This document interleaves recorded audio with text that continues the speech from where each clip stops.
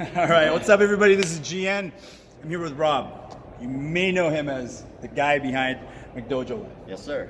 So, what is the purpose of McDojo Life? Because I imagine you get a lot of criticism, and you get a lot of people who don't actually understand that you have, in my opinion, a legitimate and a critical and an important role in the martial arts space. So why don't you go ahead and tell us what that is? Well, you got to figure there is no regulating body for martial arts at all. It doesn't exist. And think back in like the 90s. You know, music back then didn't have like ratings. You know, so what happened was there was a group of people that got together and all of a sudden ratings happened. You know, same thing with movies. Movies don't have, there was no governing body for regulating movies, and all of a sudden they started putting that kind of stuff. So the problem is there are a lot of bad things that happen in the martial arts that, of course, like for what, hundreds of years have gone unchecked. And my goal isn't necessarily to be that body, that regulating body. My goal is that the community should self-regulate. But the only way you're ever going to self-regulate is if you open up those conversations and stop ignoring the fact that they're happening. Absolutely. And so my goal is just to start conversations. I think that's an important distinction, because when you post something out, you went through a phase where you told people why you think this isn't legitimate. Yeah, when I started, I would post like paragraphs. I would go to their websites. I would look at every video they had on YouTube, and I would do like once a month, I would just write these like long diatribes of all the things that were wrong. Like their black belts were impossible because these dates, the techniques that they were showing were complete opposite, and then I would show people like, hey, these are the real techniques that it should look like. This is why this is wrong. Hand placement, timing, speed, verbiage, lineage, all these things that were wrong. But the problem is that when you give everybody all the information, they read it and go, eh, and then they move on with their life. But if you can start conversations, then what happens is two people start to argue. Now, every once in a while there are arguments, and I can't regulate that, right? Yeah. But that's not the point. The more that the people have a conversation together about that kind of stuff, the more that it will be self-regulating. Because think about it, at the very least, we can all agree on 5 very simple standards. There shouldn't be pedophiles in the martial arts.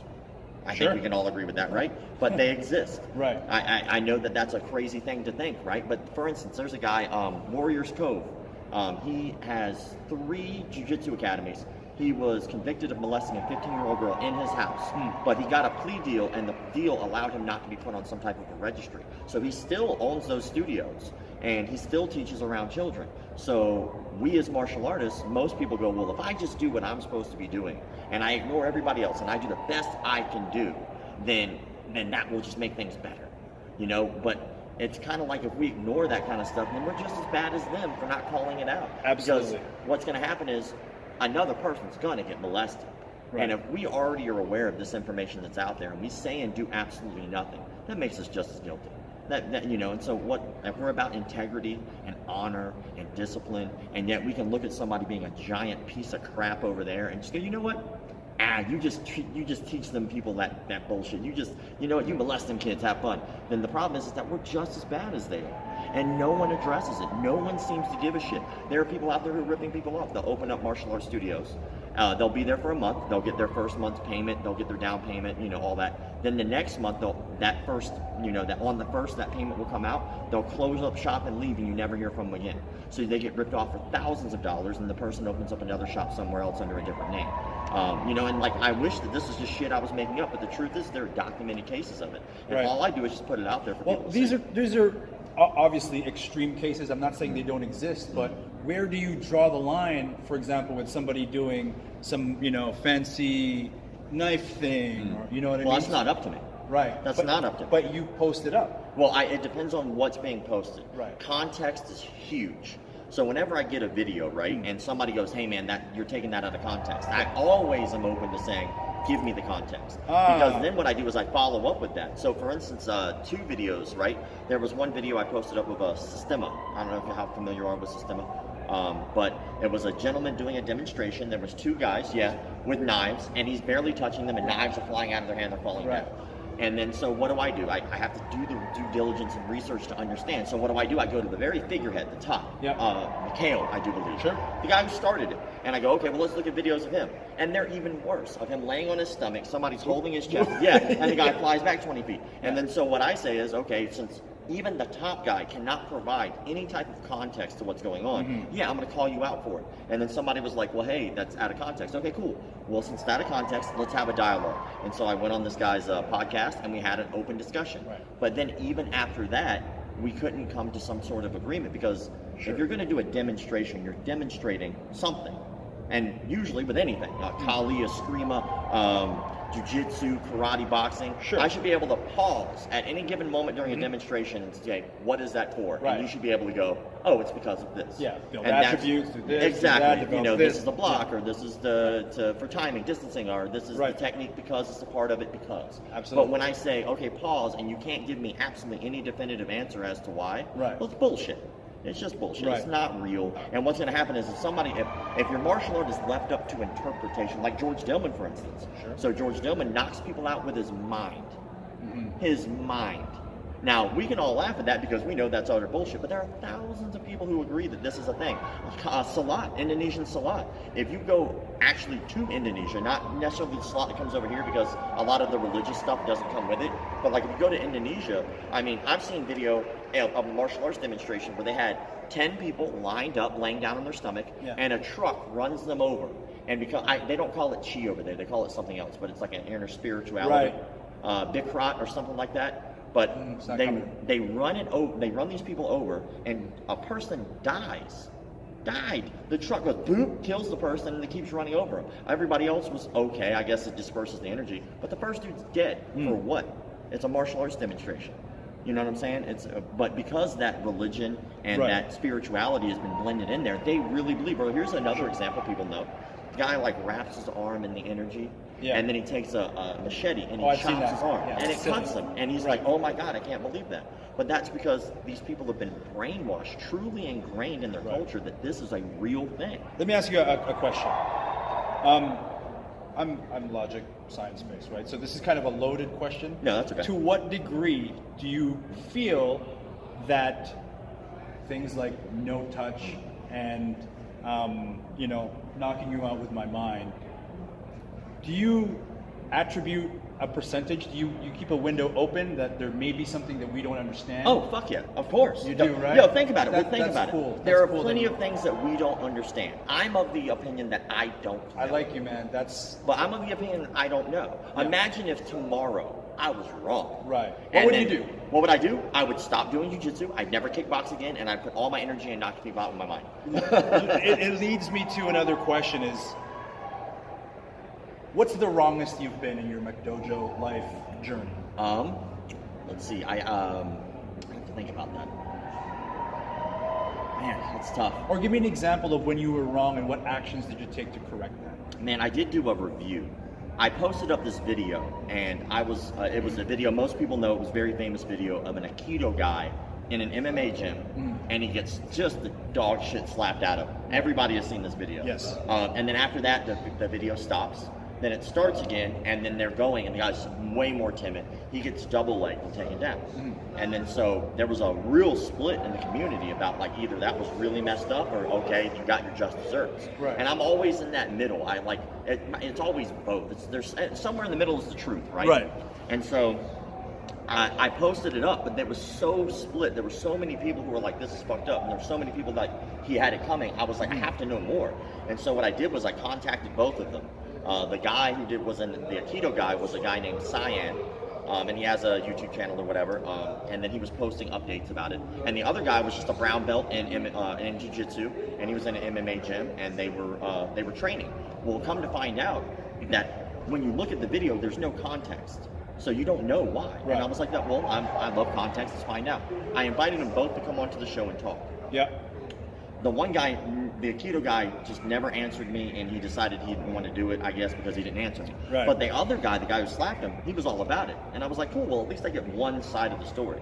And then he did show me, like, messages and stuff like that of, like, conversations that happened online before this happened. But apparently what happened was the Aikido guy was actually issuing a challenge to go to these MMA gyms and spar. The reason that it was taken, I think, out of context was the fact that it wasn't necessarily a challenge. The guy is just an idiot. And the way that he worded it, it sounds like a challenge. Right. And so, like, whenever they were like, he got there, they sat down for what I was told, which seems to be correct from a lot of sources, was 30 minutes. They sat down and discussed how things were going to go. And they were like, okay, well, we'll put on gloves. And the Aikido guy was like, I don't want gloves. The Aikido guy, the guy who got the dog piss slapped out of him, right? He was like, I don't want gloves. Right. Right. And then I was like, oh, well, shit, I didn't know that. That's information I didn't know. And then they were like, well, hey, you know, like, do you want to just spar? And he's like, well, you know, we're going to get it as realistic as we can. They were like, you understand that that's like us fighting, right? And he was like, oh, yeah, I want to, you know, we'll move around nice and slow. We'll work our way up or whatever. And man, like, but the way that he was wording things, he put himself in that situation. Right. And to dig deeper, it just kind of seemed like he was doing it just so that what happened would happen. He would get eyes on him. He would be seen. But, you know, I wanted to find out if I was wrong. You know what I'm saying? Another one that just recently happened, which I'm trying to do a little bit more investigation, is there's a gentleman who just did a defense to the lockdown. You know, the lockdown position in jiu-jitsu. Yeah. And so basically you're on your back, you're in half guard, you lock down the leg, and the guy on top basically just stands up and flexes his front leg, and it puts your legs in a horrifically painful position. I did this the other day after watching the video. Well, a whole bunch of people from that particular, I'm not even going to say their organization, so because I'm still working on it. Sure. A whole bunch of people from the organization, like, this guy's legit, man. We're telling you, like, he did all these great things. I don't give a shit. I don't care. Like, let's say you cure cancer, but you rape 15 little kids. Are you cool or are you not? What do you think? Yeah, exactly. Exactly. Right. So I don't give a shit about all those great things that you did. I care about this moment in time that I'm looking at, and that's when I post a clip. Yeah. You could have literally cured cancer. I don't care. I'm looking at this moment in time, this 1 second. Sure. So that way we can have the conversation. Like Right. I said, that's what it's all about. Yeah, so you aren't, that's a very interesting analogy, because you're sticking to the point.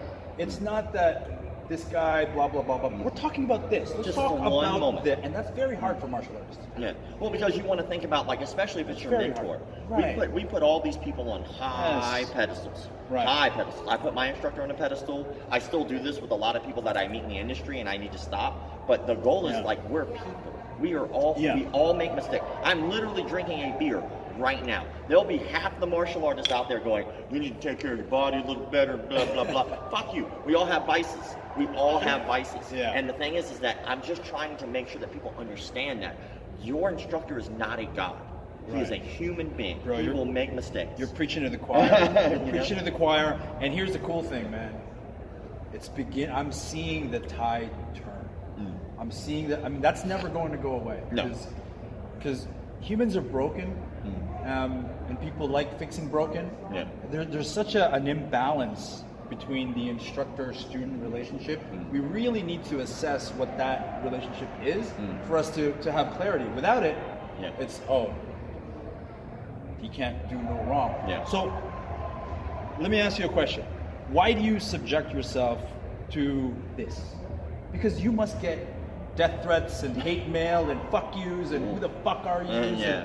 Why? I even go into the comment section, which is even worse. I know about it, homie. Don't even dive in there. It's a dangerous place. It's so hard sometimes. No, of course. Well, like, trolls are really good, what man. people think I look like online when I'm actually getting into it, and what I actually look like, I get paid to do this for a living now. Yeah. So I'm literally in my pool sometimes floating and laughing my ass off at people. But, you know, I do care about this. And, you know, when I started, a lot of people don't know, but I've been doing martial arts for 22 years of my life.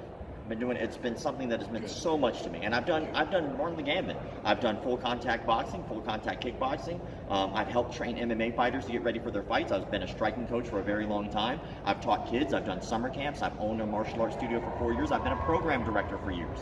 So I've done almost everything there is to do in the martial arts, right? And so when it comes to my experience, all I really gather out of it is it's helped me. It's helped me.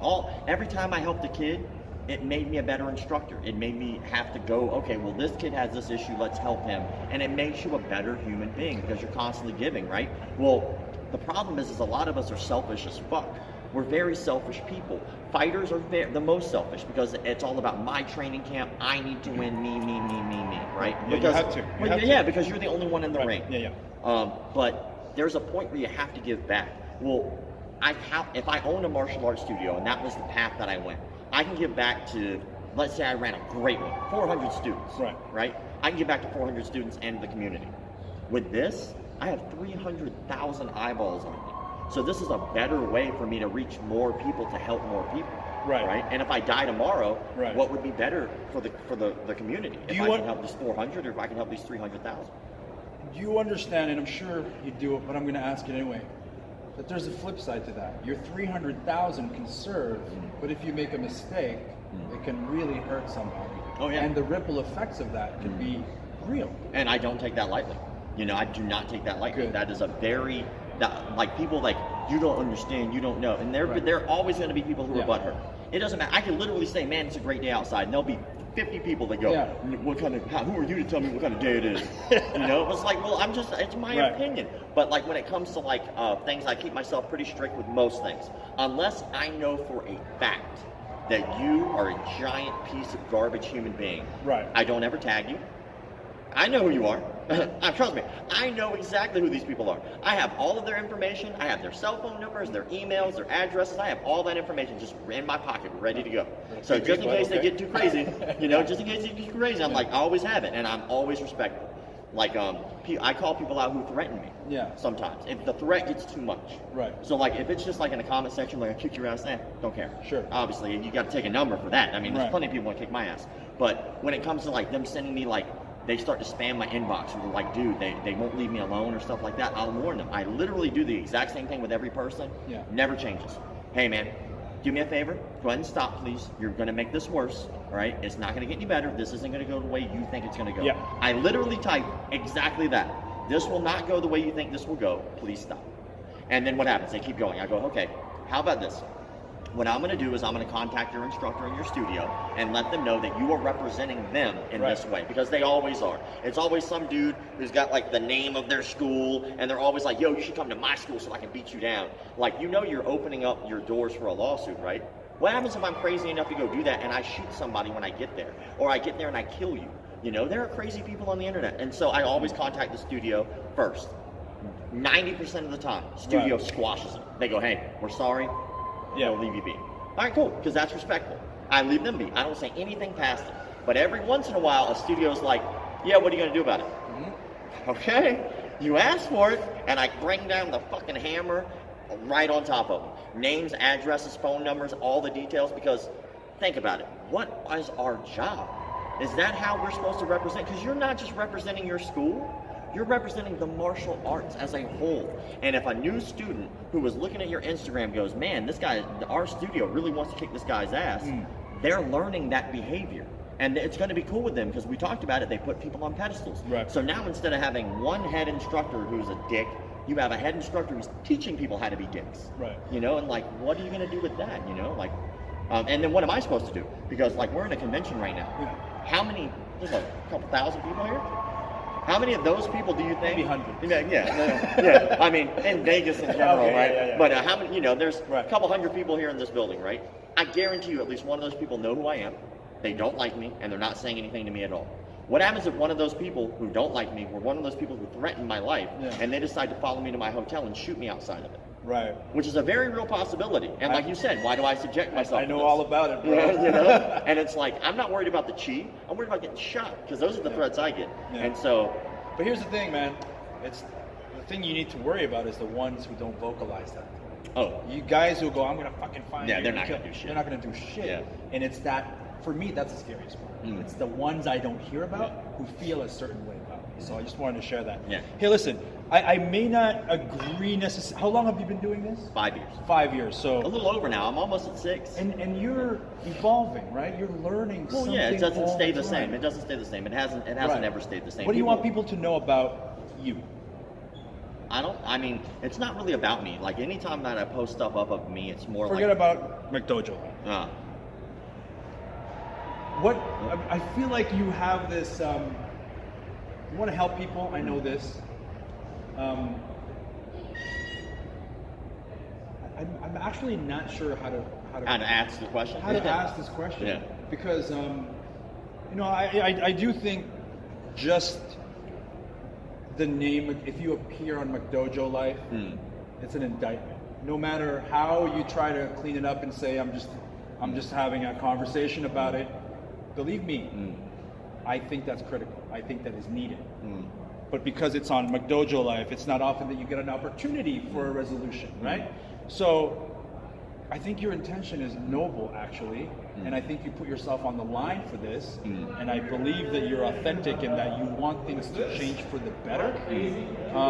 So thank you for... Well, I do want to address one thing you just said, Yes. and you said that it's an indictment. Yes, I feel so. Because it's called and McDojo. I can get that. I mean, that's like somebody reading a headline and never reading the follow-up. Right. I don't work that way. So if you, let's say, for instance, hypothetically, I put you on there for something. Sure. It's completely taken out of context, right? Let's say that did happen, right? I'm always open. So if somebody was like, hey man, this is out of context, right? Then let's discuss. I will go back. Like if you look at my YouTube, it's nothing but original content. I think you're asking too much of the internet. Well, it's not up to the internet. Yeah, exactly. So let's say hypothetically you feel like it's an indictment. So that means that you feel your reputation will be put on the line at that point, right? Even if, for example, you post something, right, and by your own admission, you want the community to have a discussion about it, but it's the internet. You know it's the internet. Well, of course. It's a headline. You can't win everything, you right? Can't win everything. But I don't mind admitting I'm wrong. What I like about you, though, that I don't think a lot of people know, and I've just learned, is that you do take that upload process seriously. Oh, you're damn right. Beginning. You're damn right. That is really important. Oh, yeah. And because like, you're not just seeking, oh, this is going to get a lot of views. Yeah. You do your due diligence. I think people need to know that about you. Like we were just talking about this particular incident, and it's really important that people understand. There's like I've said, the lockdown position, and the guy is a high-level black belt. A lot of people respect him. He's done a lot. Apparently, he spread jiu-jitsu through whatever country that was. But in the video, that one moment. Can we talk about that moment? Yeah, that one moment. But that's the thing is like he's done all these great things, right? But in that one moment, can you just say the truth? Can your response be, hey, you know what? Maybe I went a little overboard. You know, he's cool. I didn't hurt him. But you know what? We'll work on making it better. Yeah. That's all I give a shit. We'll work on making it better. All right, cool. Let's put that up. Yeah. But instead, the response was, out of all these black belts, he would never do that. Yeah. Why not? Like, and then I get these emails, right? And this is the hardest part of my job. So then I get all these emails from people who are on the other side of the fence who say, hey man, that same guy punched me in the face during a seminar one time. I really appreciate you doing it. Yeah, fuck that guy. But then that's also like... But it's interpretation. Right. So how much of that is real, how much of it is fake? Do I believe the black belts who were quite obviously going to take his side? They love it. You know, or do I believe these people who I don't know, who I've never spoken to a day in my life, who are happy that I'm doing it? Somewhere in the middle is the truth. Somewhere in the middle. And so that's that interpretation. No matter what I do, if he is a great human being and a great instructor, he will continue to thrive and be very successful. Now, if it was something like he got accused of pedophilia, which I get tons of that shit, I don't post that shit up. Have you ever noticed that you don't see anything about pedophiles on my page? Well, yeah. But that's one of it's not like I was looking for. Yeah, I'm just saying, like, but I get tons of that shit, right? That stuff goes in the stories, and because it disappears after 24 hours, and so I post that stuff up. So if it's like a quick news report, because most of what I've done is what's made people who are not in the martial arts pay attention to it. Yeah, it's because they laugh at it. You know, and if I post something about a pedophile, nobody laughs at that shit. Nobody's like, ha ha ha, you raped a kid. You know, there's no way to make a caption funny about that. There's going to be an evolution to you and what you do. Well, it has to be every day. You know? But I think it's important for people to know that you don't take it lightly. You do understand the responsibility that you have. And I think that's really, really important because it is the internet. People just want to see some guy punching a bag. You know what I mean? Because there's that. We can't just sweep under the rug that there's just the entertainment value. You know Who Bud, right? Yeah, I do. Who Bud, right? Yeah. You ever do Who Bud for a second? Oh god. I think, okay, so I don't know a lot of. Oh, just down the center. Go down the center with that. Yeah. There we go. Right. All right, so if people were looking at that shit, or Chisao, if they looked at Chisao, this is Chisao, Chisao, right? Yeah, if they looked at Chisao, they would look. Oh, that's okay. Yeah. If they looked at Chisao or they looked at. Is this the lock inside? Oh, you have to go through there. Yeah, but if they looked at Chisao, right? Yeah. Or if they looked at Who Bud, right? Night drills, stuff like that. If you looked at a dude doing that shit by himself, he looks like an asshole. Right. Right, especially the stick stuff. You know the what is it? what is this, the Abanico? Abanicos, Yeah, the the Wikinks. Abanico. Oh man, dude, I criticized that early in my stay. Oh my gosh. Yeah, so like, but you know, So the many Dog people Brothers. wanted- Yeah, the Dog Brothers. That there was a guy back in the day with that. The Dog Brothers like were moving around and they do the Gathering, which is an incredible piece of reality for people. But some guy came out and he's doing the whole thing, and he comes out and does the Abanico, and he actually tries to do it on the guy, and the guy steps back. I think it was a crazy dog or whatever, and he just goes. And just blasts him in the head, and it completely changed that guy. That could have been my homeboy 200 Philip. See, this is. But if you were looking at that stuff with no context, you would laugh your ass off. But I also say this: if you were looking at a gentleman doing Brazilian Jiu-Jitsu, which most people hold as like that gold standard of reality, right? Which I have my own thoughts and opinions about that. But if you look at somebody doing like shrimping or ebbies and bridging, how weird would that be? How would it just be? To see a guy like on the ground. Yeah, exactly, right. But but that's the thing is like, but what happens as a result of seeing that stuff is people talk about it, and then somebody can come out and explain it, which is why a lot of the arts that are the kind of like what are considered bullshit arts, they stay bullshit arts because an instructor doesn't walk out and just go, you know what? This is what this is. Here's the thing, man. This is why I think, and I said this to you right off the gate when we first met. I think, first of all, thank you for putting yourself on the line, and it's that's real cool. But you are truly an important and a critical and an essential entity in this space. Because it's too easy to go, no, you do what you do, and I do what I do, and everything is great. But what you actually do is provide an opportunity to have a conversation. If they're resistant to that conversation, that's on them, right? That's on them. So, look, thank you. Well, let me just give you one analogy. Let's go. So I love analogies. Here's how I view the martial arts spectrum. Okay. I come from a karate background. I started in karate, love karate, right? So I also did boxing, kickboxing, all that, right? Doing jiu-jitsu now. So I just try to learn as much as I can. I had the opportunity to work under Paul Vunak for years and learn progressive fighting systems, who's a direct understudy of Dan Inosanto. I've had an opportunity to take Guru Dan seminars when it comes to stick and knife stuff. I've been able to work with a lot of martial artists because I was just lucky. Right. There was no skill involved. I just happened to be at the right place at the right time for a lot of shit. I got to work with Bill Wallace for a long time, and he kicked me in the head a lot. You know, so I've gotten a chance to look at all the tastes. Yeah. Right? But let's just say, hypothetically, that each martial art is a person swimming in a pool.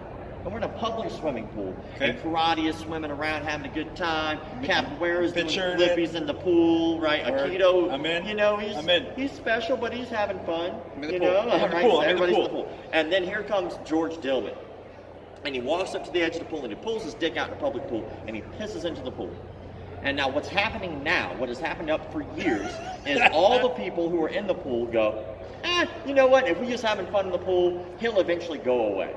But that's not how things really work. What will happen is, we just go, you know, we'll just ignore that guy. And then here comes the Bujinkan Ninjutsu guys, and they pull out, they're like, oh, you peeing here too? And then they start doing it. And then next thing you know, more crazy comes. And then what's going to happen eventually, if we choose to have that passive thing, then we're eventually going to have to make a decision. Are we going to say something to them and stop them when there's 50 of these people? Or are we going to get out of the pool? What we should have done is, as soon as this guy comes up, we go, yo, dude, put your dick back in your pants and go away. And we stop that from happening immediately. I think first of all, I am an analogy connoisseur. And that, sir, is brilliant. I loved it. I think the finer point of that analogy is, how do we tell him not to flip his dick out?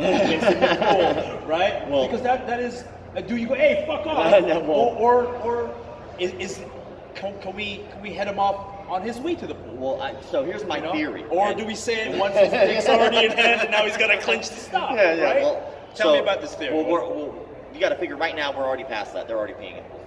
That's already been happening for years, right? They've been peeing in the pool. Yeah, been peeing in the pool for a long time. Just piss in the pool. Yeah, but the thing is like, what my theory is if I do this like an anti-smoking campaign, then it will affect things like that campaign didn't. Okay. You know what I'm saying? So like, here's what people want me to do. People want me to go to the studios, and they want me to dojo storm studios, and they want me to fight these people. That doesn't prove anything. Right, for sure. For instance, like one of my rules, let's say he's a pedophile, but let's say he's a 50-degree black belt in jiu-jitsu, and he's a world champion. He's still going to beat the shit out of me. I'll look stupid, but he's still a pedophile. It doesn't prove anything. Right. And it doesn't stop anything. Hey man, White Crane Kung Fu could beat you. It might. It might. It doesn't validate or It doesn't. Right, yeah, right. any given Sunday. Nothing against, Maybe you like, know. trained And kung look, fu. Anderson Silva has lost. Absolutely. Some of the best fighters in the world Right. have lost. So So what do we do? How do we prevent people from Information. flipping their dick out? Information. Yeah. What stops people from smoking? If I walk up to the president of Marvel and say, "Excuse me, sir," and punch him in the face, Right. people are still going to smoke. But Right. if I spread as much information as possible to Right. get as much information out and have as many people conversating, then you get rid of the old bullshit stereotypes. You know, there are still people today that think they have to register their hands as weapons. Do you know why? Nobody fought anybody to make that happen. It's because a lot of misinformation got put Right. out. What happens if we put out real information? Then the stereotype won't be, okay, I got to register my hands as weapons. The stereotype will be, you're full of shit because you don't actually have to do that. How many years, I keep doing what I'm doing, you keep doing what you're doing, others are inspired to step in front and continue this work. Mm-hmm. How many years do you think we are away from a better place? I don't know. You know, 1993 had a huge impact on the martial arts community. UFC happened in 1993. It was art against art, and then jiu-jitsu was introduced, and it showed that, okay, well, maybe the art that you're doing isn't necessarily the best. And you know, it's funny because a lot of people don't know this, but the guys that were picked for the UFC actually were champions in their particular arts. You think they're scrubs because when you watch versus Hoist, I mean, but that's not necessarily the end all be all, but it did start a conversation. And so what, we're in 2019 right now, that was 1993. I can say at 1993, the industry completely changed. It had to adapt. So how many years? I don't know how many years it'll take. But I think that once there are some certain golden standards, because the real thing, that the hard part isn't calling out bullshit. That's not the hard part. The hard part is unifying martial arts as a whole, because it segregates itself. Knife and stick guys, Filipino martial art guys, they go do their thing. Jiu-jitsu guys go do their thing. And even within the Filipino martial arts, there's segregation. Right. Yeah. And for me, I come from a firearms, tactical, media background. So, but I'm seeing signs that give me hope. And I'm getting messages, and you must be getting messages of, hey, man, keep on doing what you're doing. Yeah, I get it all the time. It's actually what helps me keep going. Anytime I get a message from somebody who's like, hey, I get messages from people who say thank you. I was in a studio, and then I looked at the videos, and then I questioned what I was doing. I went into another studio, and they were happier with where they were. And you know, I do have a feeling, though. I'll just go ahead and say it. Like, I have a feeling that probably by the time I actually make some type of an impact, I'll probably be dead. Me too. Yeah, because I think that most likely with the amount of death threats I get, somebody's going to follow through. I think me too. So somebody's going to follow through, and eventually they'll get me. But if they do, like, people always will ask me, they'll go, why did you start selling apparel? Well, I started selling apparel like 5 years ago. You have to. Because it's a brand. You have to. So like, if this logo and that what it means stays long after I die, then I did my job, you know. So, Dude, we're going to have more conversations beyond yeah, this, of course. right? Yeah, of course. Thank you for doing what you do. And for what it's worth, maybe you need to do some research after the fact, but I got your back, man. Yeah, I appreciate that. I got your back, and fuck them. Yeah. Well, I'm gonna do what I'm gonna do anyway. Fuck 'em. Like that. I do Fuck 'em. listen. I do like to take criticism and like I internalize a lot. I go, well, did I do it right or did I do it wrong? I fuck up sometimes. Not you me, know? me too. And fuck up. I think we both understand that it's important for us when we make these mistakes to be demonstrative of the no ego and accept and be open and be public that, hey, I made a mistake. Yeah, I fucked up. Yeah, Sometimes I fucked you fuck up. I fucked up. It happens. And when Exactly. you do, that's not a slight on you. No, It's a growth thing. You Yes, know, yes, you know yes. what? I made a mistake. I Yes, can learn yes, from yes. this. You know, I worked at McDonald's. I was a manager at McDonald's for 2 years, right? And one thing that I learned, although I learned a lot working for that company because it's like one of the biggest companies in the world, but one thing I did learn is you don't have issues or problems. You have opportunities. And so that was something I always took from it. It was like, you know, if somebody's angry with you or whatever, I shouldn't be mad at you. This is an opportunity for us to fix things. Right. At the teaching moment. Yeah, exactly. You work at McDonald's.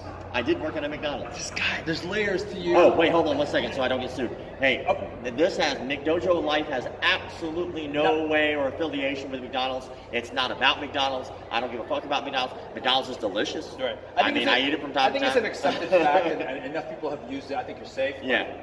There was a McDojo website. Was it? Years ago. And it was only open for a couple weeks. McDonald's saw it and sued the fuck out of them. But they were stupid because they didn't have their own logo. Gotcha. So they were using the McDonald's logo. They got sued for copyright infringement and they lost. Dude, of course. more power to you. Thank Keep you. doing what you're doing. Yes, sir. Keep making mistakes. Yeah, I will keep making mistakes. We all do. Let's continue to own up to it, and hopefully, Yeah. And then beyond our lifetime. And if anybody feels like I answer almost every direct message, by the way. I get roughly about 150 direct messages a day on Instagram alone. Yeah. Not including YouTube, Facebook, or Twitter. Right. And so I do take the time to answer absolutely every one of them. Cool. So if I haven't gotten to your message, by the way, I'll get there. Just give me time. And we'll wrap it up there. Holy shitballs, 35 minutes, dude. I'll say this: I got this guy's back. I understand what he's trying to do. He's putting himself on the line. It's a lot more than what most of you fuckers are doing with just staying on the fucking keyboard. And fuck it. Thank you. No, not a problem. Thank you for doing you. Keep doing it. And thank you. Yeah. We'll leave it at that. Yeah, thank Thank you, you. homie. All right, guys. Peace out.